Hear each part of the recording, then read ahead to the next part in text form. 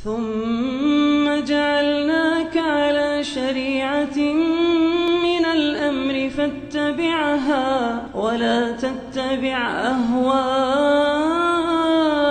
الذين لا يعلمون.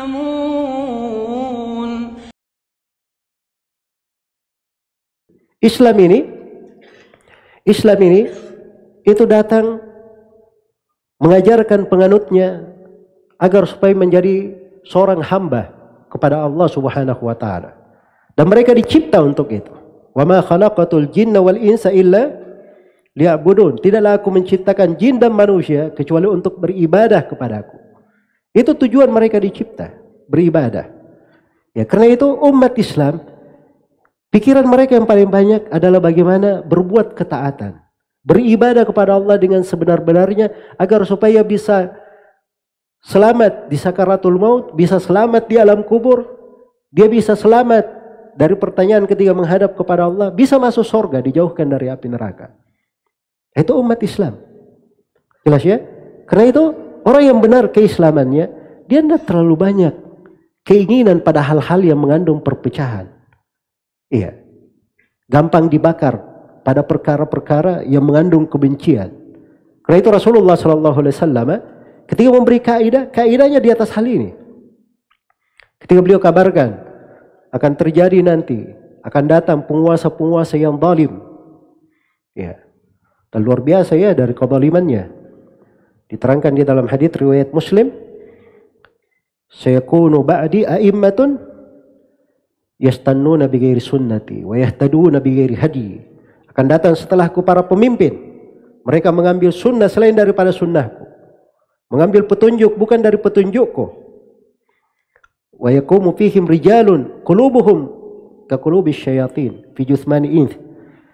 Akan berdiri di tengah mereka sekelompok lelaki, hati-hatinya seperti hati syaitan di jasad-jasad manusia. Perhatikan penggambarannya ya. Luar biasa, mengerikannya. Hudzaifah bertanya, Rasulullah, kalau saya dapati yang seperti itu apa yang saya lakukan? Kata beliau, tasma'u wa tuti'u wa in duriba dhuhruka wa ukhidha maluka isma wa ati'. Kata beliau, kamu dengar dan taat kepada pemerintah.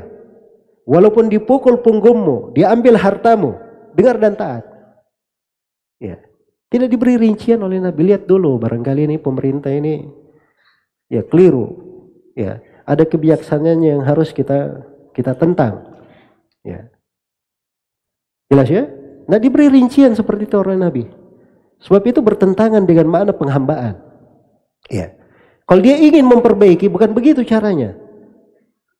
Bukan dengan cara berbuat kerusakan, memecah belah. Datangi pemerintahnya.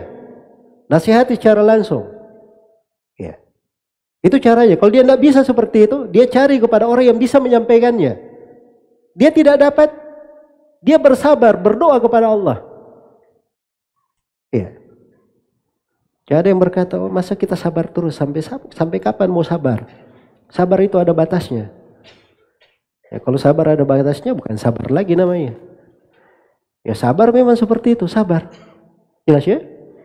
Karena itu Bani Israel itu bersama Nabi Musa alaihi salam, itu tidak ada ceritanya suatu hari mereka demo-demo terhadap kebijaksanaan Fir'aun. Pernah dapat di ayat begitu? Hah? Nggak ada, yang ada disuruh bersabar mereka. Bahkan ketika Fir'aun dan bala tentaranya dibinasakan, Allah hanya menyebut satu amalan Bani Israel. Coba perhatikan itu ayat di surah Al-A'raf. Wa awrathna al-qawma alladhina kanu yustada'afuna masyariqal ardi wa magharibaha allati barakna fiha wa tammat kalimatu rabbikal husna ala Bani Israel bima sabaru. Dan kami wariskan bumi dari awal hingga akhirnya kepada kaum yang tadinya tertindas, yaitu Bani Israel. Dan telah sempurna kalimat Rabbmu yang maha tinggi, maha indah untuk Bani Israel. Disebabkan karena kesabaran mereka. Cuma sabarnya yang disebut. Cuma sabarnya yang disebutkan. Karena itu tidak usah mendengar. Masuk ke dalam rincian-rincian. Itu bukan urusan kita. Ujian dan cobaan, adanya kezaliman, adanya penindasan, itu ujian dan cobaan. Ujian dan cobaan itu tidak dipadamkan dengan menyirami bensin, dengan melakukan aksi-aksi yang semisal dengannya. Ujian dan cobaan itu dihadapi dengan banyak beristighfar, bertobat kepada Allah Subhanahu wa taala, memperbaiki diri. Ya, memperbaiki keluarga, saling nasihat menasihati dengan masyarakat sekitar. Berdakwah di jalan Allah. Kalau itu terjadi akan baik dengan sendirinya negeri ini. Jelas ya? Nah, itu cara di dalam syariat. Maka ini kaidah-kaidah syariat semuanya mengarah kepada merekatkan hati.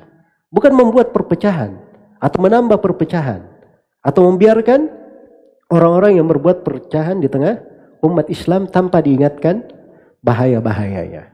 Iya.